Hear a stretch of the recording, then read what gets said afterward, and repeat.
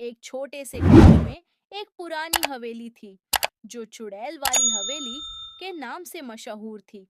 कहते थे कि वहां एक चुड़ैल रहती है, लेकिन वह कभी किसी को नुकसान नहीं पहुंचाती। गांव के लोग उससे डरते थे, पर एक अजीब बात यह थी कि जिसने भी उसे देखा वह कहता था वह खुद डर के मारे कांप रही थी। राजू, गांव का सबसे जिज्ञासु लड़का, इस चुड़ैल की सच्चाई जानना चाहता था। एक दिन उसने अपने दोस्तों सुमित और नेहा से कहा। चुड़ैल वाली हवेली में जरूर कोई रहस्य है। क्यों ना आज रात हम वहां जाकर सच्चाई का पता लगाएं। नेहा ने डरते हुए कहा। नहीं राजू, वहां मत जाओ।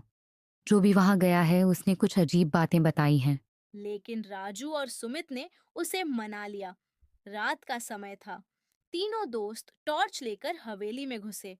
हवेली में चारों ओर मकड़ियों के जाले, टूटे फर्नीचर और अजीब सी आवाजें थीं।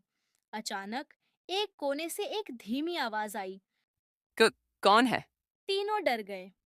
नेहा ने कहा। ये आवाज़ किसी इंसान की नहीं लग रही।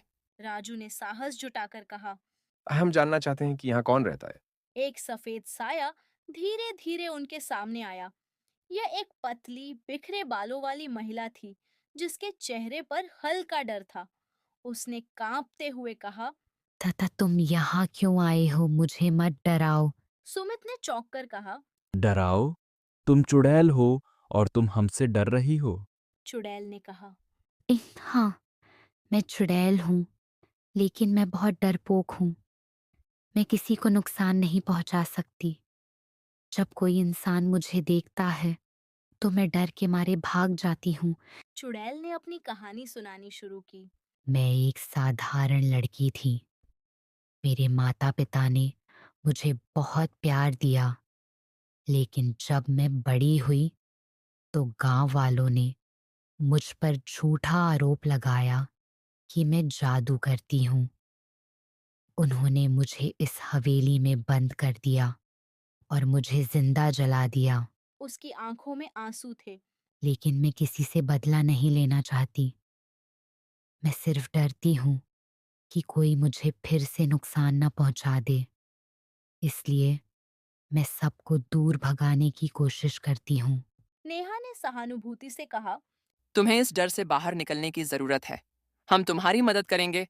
चुड़ैल ने कहा। मुझे मुक्त करने का एक ही तरीका है। इस हवेली में जो पुराना दर्पण है, उसमें मेरे सारे डर कैद हैं। अगर तुम उसे तोड़ दो तो मैं आजाद हो जाऊंगी। राजू ने दर्पण को ढूंढने की ठानी। तीनों ने हवेली के सबसे गहरे कोने में एक पुराना दर्पण पाया। जैसे ही उन्होंने दर्पण को देखा, उसमें भयानक दृश्य दिखाई देने लगे।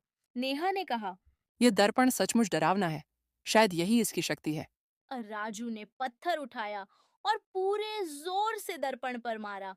दर्पण टूटते ही हवेली में तेज हवा चलने लगी और सफेद रोशनी चारों ओर फैल गई। चुड़ैल अब बदली हुई थी। उसका डरावना रूप गायब हो गया और वह एक साधारण लड़की की तरह दिखने लगी। उसने मुस्कुराते हुए कहा। अब मैं आजाद हूँ। तुमने मेरा डर खत्म कर दिया। चुड़ैल ने धन्यवाद देते हुए कहा। अब मैं इस जगह को छोड़कर जा सकती हूँ। तुमने मुझ पर भरोसा किया, इसके लिए मैं हमेशा आभारी रहूंगी।